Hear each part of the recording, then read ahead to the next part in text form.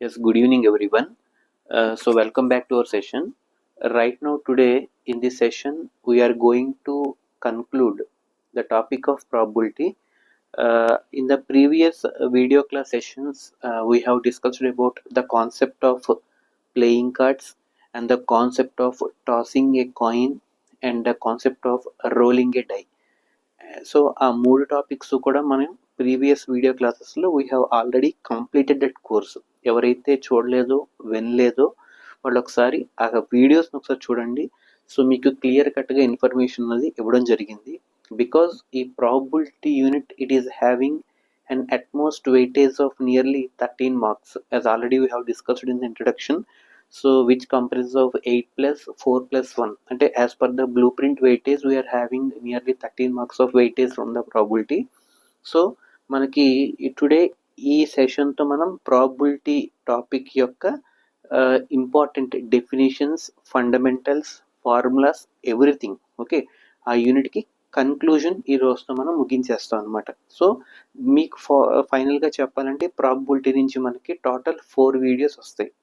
ఒక వీడియో వచ్చి playing cards మీద, ఓకే, సెకండ్ వీడియో వచ్చేటప్పటికి రోలింగ్ ఏ డైస్ మీద, అండ్ అలాగే థర్డ్ వీడియో వచ్చేటప్పటికి టాసింగ్ ఏ కాయిన్స్ మీద, and finally the fourth video will be depending upon the basics and fundamentals. Okay, so ఈరోజు మనం డిస్కస్ చేసుకోబోయేవన్నీ కూడా exclusively definitions, basics, fundamentals and tabular forms. So మనకి ఎక్కువగా 1 మార్క్ క్వశ్చన్స్లో వచ్చే ఛాన్సెస్ ఉంటాయి అన్నమాట. సో అయితే ఇక్కడ మనం తెలుసుకోవాల్సినటువంటి ఇంపార్టెంట్ పాయింట్ ఏంటంటే, సో ప్రాబబిలిటీ యొక్క డెఫినేషన్ అనమాట. So what is the meaning of the word probability? అసలు ప్రాబబిలిటీ అంటే ఏంటి అంటే, so as already previous video క్లాసెస్లో మనం చెప్పుకున్నాం, ప్రాబబిలిటీ అంటే మనం ఏదైనా ఒక ఈవెంట్ అంటే ఒక ఎక్స్పెరిమెంట్ మనం చేసినప్పుడు ఆ ఎక్స్పెరిమెంట్లో ఉన్నటువంటి టోటల్ అవుట్కమ్స్లో మనకి ఎన్ని ఫేవర్గా ఉంటాయి. ఓకే, టోటల్ అవుట్కమ్స్ వేరు, ఆ టోటల్ అవుట్కమ్స్లో మనకి ఎన్ని ఫేవర్గా ఉంటాయి అని చెప్పేది వేరు అనమాట. అంటే ఇప్పుడు ఆ రెండింటికి ఉన్నటువంటి రేషియోని మనం ప్రాబబిలిటీ అంటాం. అంటే it's nothing but conducting an event. For that event we are going to find the probability. It is nothing but a ratio between the total number of outcomes to the number of favorable outcomes. అంటే numerator ప్లేస్లో మనకి favourable outcomes ఉండాలి, denominator ప్లేస్లో total outcomes ఉండాలి. అంటే for example, so probability of an event is equal to numerator ప్లేస్లో favourable outcomes ఉండాలి, denominator ప్లేస్లో టోటల్ అవుట్కమ్స్ ఉండాలన్నమాట. So favourable outcomes to total outcomes, ఈ రేషియోని మనం ఏమంటామంటే ప్రాబబిలిటీ అంటాం. So probability is nothing but it is the ratio of favourable outcomes, అంటే number of favourable outcomes to divided by the total number of outcomes అనమాట. So that is nothing but A ratio. ఎవరైనా సరే రేపు వచ్చే ఎగ్జామినేషన్లో కానీ ఎవరైనా ఇన్స్పెక్షన్కి వచ్చినప్పుడు డిఫైన్ ప్రాబబిలిటీ అని అడిగినప్పుడు, probability is nothing but it is the ratio of number of favorable outcomes to total number of outcomes is nothing but probability. That is the first important definition, ratio. అయితే ఇక్కడ మనకి ప్రతి ఈవెంట్కి అంటే whatever the experiment we are doing or whatever the experiment we are conducting or whatever the experiment we are performing, so ఏదైనా ఒక ఈవెంట్కి మనం చేస్తున్నప్పుడు ఆ యొక్క ప్రాబబిలిటీకి లిమిట్స్ ఉంటాయి. అంటే minimum limit and maximum limit. అంటే ప్రతి ఈవెంట్ యొక్క ప్రాబబిలిటీ, మనం ఒక ఎక్స్పెరిమెంట్ చేస్తున్నాం, ఆ ఎక్స్పెరిమెంట్ యొక్క ప్రాబబిలిటీ ఎప్పుడూ కూడా దానికంటూ ఒక లిమిట్ రేంజ్ ఉంటుందన్నమాట. అంటే ఎప్పుడూ కూడా ప్రాబబిలిటీ అన్నది 0కి 1కి మధ్య ఉంటుంది. Very very very important point. Always the probability of an event lies between 0 and 1. So we can say 0 is the minimum value and 1 is the maximum value of a probability. 1 అన్నది దాటి వెళ్ళదు, 0 అని చెప్పి వెనక్కి రాదు. అంటే నెగిటివ్ నెంబర్స్లో ప్రాబబిలిటీ అన్నది ఉండదు. ఎందుకంటే నెంబర్ లైన్లో కనుక అబ్జర్వ్ చేస్తే 0 వెనక్కి వస్తే మనకి నెగిటివ్ నెంబర్స్ వస్తాయి. కాబట్టి probability will never be negative, ఎందుకంటే స్టార్టింగ్ 0 మినిమం అండ్ అలాగే ఎండింగ్ వచ్చేటప్పటికి 1 మ్యాక్సిమం. అంటే మళ్ళీ 1.5 అంటే ప్రాబబిలిటీ కాదు, -1.3 అది ప్రాబబిలిటీ కాదు. అంటే జాగ్రత్త గుర్తుపెట్టుకుని, ఎందుకంటే మనకి 1 మార్క్ క్వశ్చన్స్లో అడుగుతుంటాడు which of the following is not a probability అని చెప్పి ఒక నెగిటివ్ నెంబర్ ఇస్తాడు.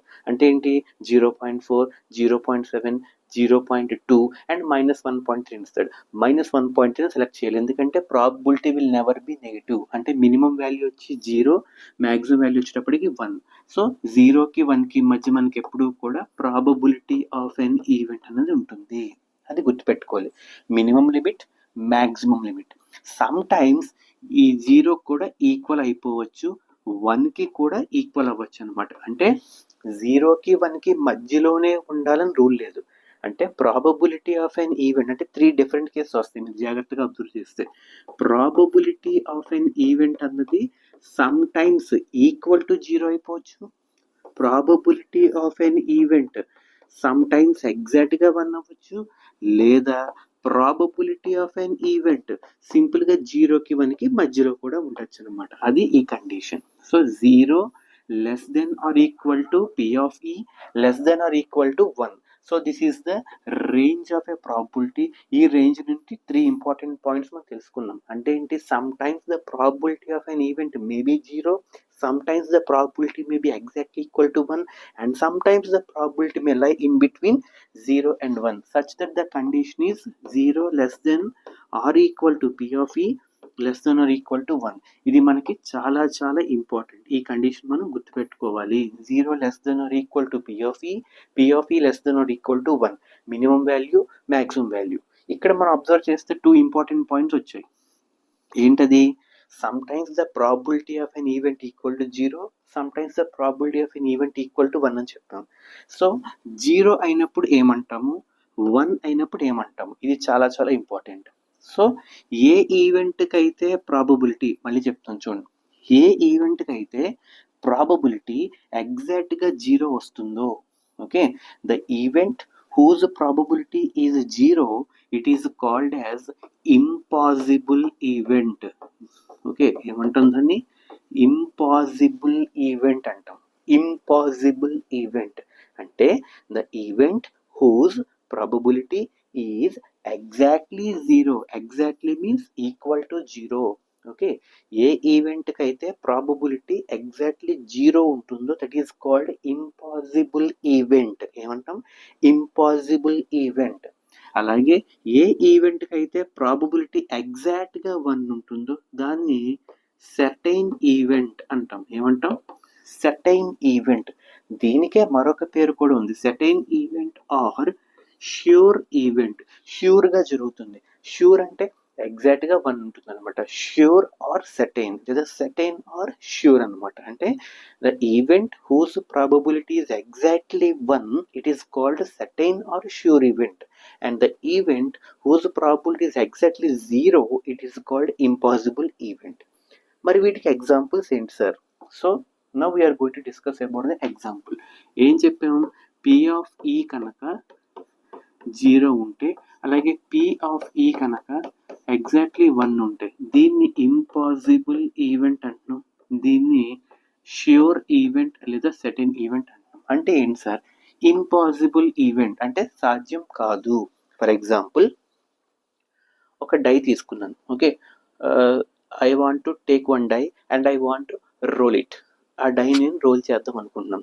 రోల్ చేస్తే మనకి మ్యాక్సిమం 6 అవుట్పుట్స్ ఉంటాయి. అంటే 1 నుంచి 6లోగే రావాలి. 1 2 3 4 5 6 ఆ 6లోంచే రావాలి. నాకు అలా కాదు, నాకు 8 రావాలని కోరుకుంటున్నాను. Probability of getting 8 whenever I roll a die. ఒక డైని రోల్ చేసినప్పుడు 8 రావడానికి ఛాన్స్ ఏమైనా ఉందా అంటే లేదు, ఎందుకంటే మ్యాక్సిమం అవుట్పుట్స్ అక్కడ ఎన్ని డైస్లో 6 ఉంటాయి. కాబట్టి ప్రాబిలిటీ ఆఫ్ 8 అన్నది 0, అంటే 8 రావడానికి ఛాన్స్ లేదు. కాబట్టి ప్రాబిలిటీ ఆఫ్ గెట్టింగ్ 8 is 0. అలాగే ప్రాబబిలిటీ ఆఫ్ గెట్టింగ్ 7 కూడా 0, ఎందుకంటే maximum 6 is the total outputs. కాబట్టి 7 8 9 అవన్నీ రావు. కాబట్టి ఇంపాసిబుల్ ఈవెంట్స్.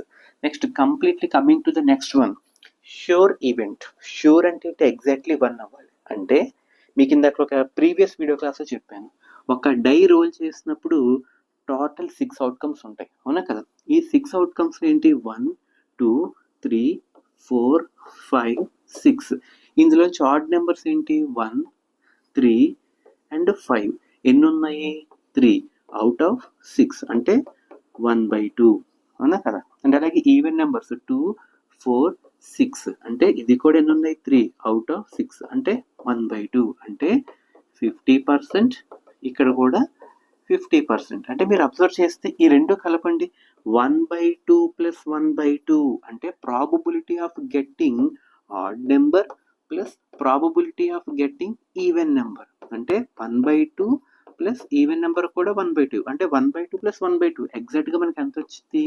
1 వచ్చింది అనమాట. Such type of events are called as a sure event. Sure event are certain event, an event whose probability is 1 అంటే getting an odd number is equal to getting an even number. 1/2 plus 1/2 is equal to 1. కాబట్టి మీకు అర్థమై ఉంటుంది certain event అంటే ఏంటి, impossible event అంటే ఏంటి, అలాగే minimum value, maximum value and range. ఇది మాత్రం మర్చిపోవద్దు. Range 0 less than or equal to 0 less than or equal to p of e less than or equal to 1. ఇది మాత్రం మనం మర్చిపోకూడదు అనమాట. సో నెక్స్ట్ ఇంపార్టెంట్ కాన్సెప్ట్ వచ్చేటప్పటికి complementary events. Okay, next important topic వచ్చేటప్పటికి మనకి కాంప్లిమెంటరీ ఈవెంట్. ఏముంటుందని? Complementary event. Complementary event. What is the meaning of the word complementary event? ఇది తెలుసుకునే ముందు కాంప్లిమెంటరీ అంటే జరిగేది, జరగకుండా ఉండేది. అంటే ఫర్ ఎగ్జాంపుల్ పి ఆఫ్ ఈ అంటే ఒక ఈవెంట్ జరుగుతుంది, దానికి ఆపోజిట్గా అంటే అది కాకూడదు అంటే పి ఆఫ్ ఈ కాకుండా నాట్ ఈ అంటే ఈ కాకుండా ఉండాలన్నమాట. అంటే పి ఆఫ్ ఈ అండ్ పి ఆఫ్ నాట్ ఈ అంటే ఈ కాకూడదు అనమాట. ఫర్ ఎగ్జాంపుల్ నేను కాయిన్ టాస్ చేశాను. When ever I toss a coin, head పడింది అనుకోండి. For example probability of getting head అంటే ఈవెంట్ ప్లేస్లో ఏమనుకుంటున్నాను? హెడ్ వచ్చింది. అంటే ఇక్కడ ఏం రావాలి? ఆటోమేటిక్గా నాట్ హెడ్ అనమాట. ఎందుకంటే ఈ అంటే హెడ్ కాబట్టి ఇక్కడ నాట్ హెడ్ అంటే ఇక్కడ ఏమొస్తుంది? నాట్ హెడ్ అంటే ఇండైరెక్ట్గా ఇక్కడ టెయిల్ అని అర్థం అనమాట. అంటే P of head plus P of not head అంటే దీన్ని ఏంటి? హెడ్కి ఇది ఆపోజిట్గా ఉంది నాట్ హెడ్ అంటే దాన్ని ఏమంటాం? పి ఆఫ్ ఈ అంటే ఇది ప్లస్ పి ఆఫ్ నాట్ అంటున్నాం కాబట్టి పి ఆఫ్ ఈ బార్ అంటాం. ఏమంటాం? ఈ బార్ అంటే రెండింటినీ కనుక యాడ్ చేస్తే అంటే పి ఆఫ్ ఈ ప్లస్ పి ఆఫ్ ఈ బార్ ఆల్వేస్ ఈక్వల్ టు 1. ఇది చాలా ఇంపార్టెంట్, ఇది మీరు గుర్తుపెట్టుకోవాలి. చాలా చాలా ఇంపార్టెంట్. అంటే P of E for example ఒక డై నేను రోల్ చేశాను. డై రోల్ చేసినప్పుడు 6 అవుట్కమ్స్ ఉంటాయి. ఆ 6 అవుట్కమ్స్లో I want to get odd numbers. అంటే ఇక్కడ ఏంటి? Probability of getting odd numbers. అప్పుడు ఇక్కడ ఏమవుతుంది? Probability of not getting odd numbers. అంటే పి ఆఫ్ ఈ ప్లస్ పి ఆఫ్ ఈ బార్ రెండు కలిపితే మనకి ఎంత రావాలి? 1 రావాలి. వస్తుంది, ఎందుకు రాదు? ఫర్ ఎగ్జాంపుల్ డైస్ తీసుకోండి. ఫర్ ఎగ్జాంపుల్ డైస్ తీసుకున్నాం. డైస్ తీసుకున్నప్పుడు ఆడ్ నెంబర్స్ ఎన్ని ఉన్నాయి? 3 ఉన్నాయి. అంటే 3/6 అంటే ఎంత? 1/2. అలాగే ఈవెన్ నెంబర్స్ ఎన్ని ఉన్నాయి? అవి 3 ఉన్నాయి. అంటే 3/6 1/2. అంటే ప్రాబబిలిటీ అంటే ఈవెన్ నెంబర్స్ని ఈ తీసుకుంటున్నాను, ఈవెన్ నెంబర్స్ని ఏమో ఈ బార్ కింద తీసుకుంటున్నాను. ఆడ్ నెంబర్స్ని ఈ కింద తీసుకుంటున్నాను, ఈవెన్ నెంబర్స్ని ఈ బార్ తీసుకుంటున్నాను. ఇక్కడ అప్లై చేయండి. పి ఆఫ్ ఈ.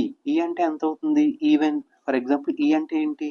Probability of getting odd numbers అంటే 1/2 ప్లస్ పి ఆఫ్ ఈ బార్. ఈ బార్ అంటే ఏంటి? ఈవెన్ నెంబర్ అంటే ఆడ్ కానీ ఈవెన్ అనమాట. అంటే అది కూడా ప్రాబిలిటీ ఆఫ్ గెట్టింగ్ 1/2 అంటే 1/2 ప్లస్ 1/2 టోటల్ 1 వచ్చిందా లేదా? సో ఆ విధంగా మనం చూసుకోవాలన్నమాట. Same for example whenever I toss a coin toss చేశాను. హెడ్ పడడానికి ఛాన్స్ ఎంత? ఒక హెడ్ ఉంటుంది అవుట్ ఆఫ్ 2. అలాగే టెయిల్ పడడానికి ఛాన్స్ ఎంత? ఒకటే ఉంటుంది అవుట్ ఆఫ్ 2. అంటే నాకు హెడ్ పడడానికి నేను దాన్ని పి ఆఫ్ ఈ అనుకున్నాను. ఆటోమేటిక్గా టెయిల్ ఏమవుతుంది? పి ఆఫ్ ఈ బార్ అవుతుంది. ఇప్పుడు ఈ రెండింటిని యాడ్ చేస్తే అంటే పి ఆఫ్ ఈ ప్లస్ పి ఆఫ్ ఈ బార్ ఈక్వల్ టు 1 అంటే 1/2 ప్లస్ 1/2 1 అవుతుంది. కాబట్టి పి ఆఫ్ ఈని పి ఆఫ్ ఈ బార్ని కాంప్లిమెంటరీ ఈవెంట్స్ అంటాం అనమాట. ఈ రెండు మనం గుర్తుపెట్టుకోవాలంటే ఇక్కడ 2 ఇంపార్టెంట్ కండిషన్స్ చెప్పాను. ఏంటి? ఒకటి 0 less than p of e less than or equal to 1. ఇది ఒక లిమిట్ రేంజ్. ఇంకోటి పి ఆఫ్ ఈ ప్లస్ పి ఆఫ్ ఈ బార్ ఈక్వల్ టు 1. ఈ రెండిటి మీద ఖచ్చితంగా ఎగ్జామ్లో ప్రాబ్లమ్స్ వస్తాయి. ఒక్కొక్కసారి ఏమిస్తాడు, పి ఆఫ్ ఈ ఇచ్చి పి ఆఫ్ ఈ బార్ కట్టమంటాడు. పి ఆఫ్ ఈ బార్ని ఒక్కొక్కసారి ఎలా అడుగుతాడంటే ఈ బార్ ప్లేస్లో ఈ కాకూడదు, నాట్ ఈ అని కూడా అంటాడు. కంగారు పడద్దు. నాట్ ఈ అంటే ఈ బార్ అర్థం అనమాట. సో రెండు కలిపితే 1 అవుతుంది.